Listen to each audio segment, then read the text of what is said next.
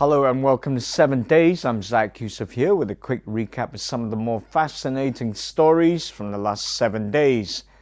North Korea said it successfully tested a miniaturized hydrogen nuclear bomb on Wednesday, claiming a significant advance in its strike capability.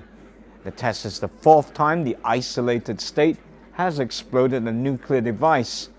The test was ordered by young leader Kim Jong-un and successfully conducted at 10 a.m. local time, North Korea's official KCNA news agency said.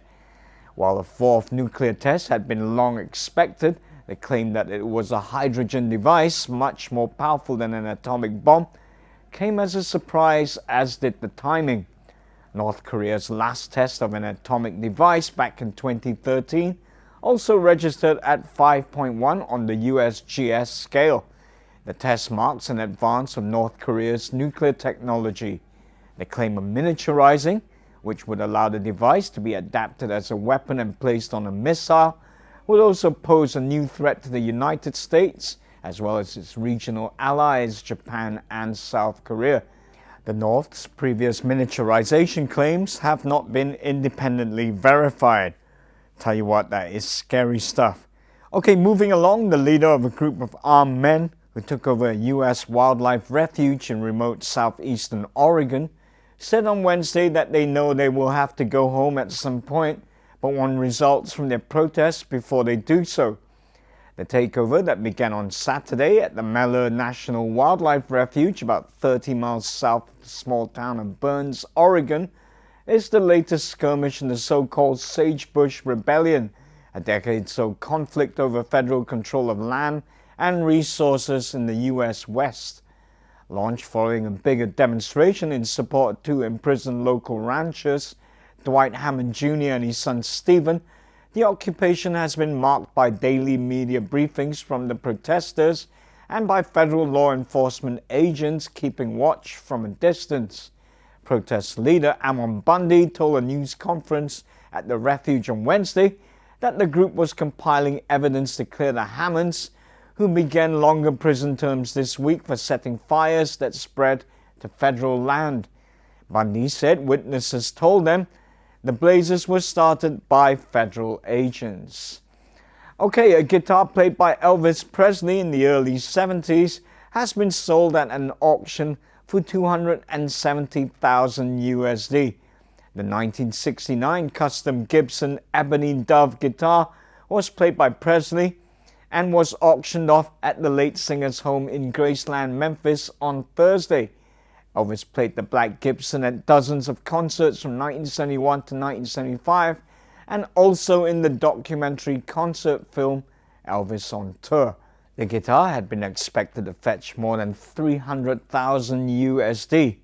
Now, the auction included an original tape recording of Elvis performing, as well as other Elvis-related jewelry.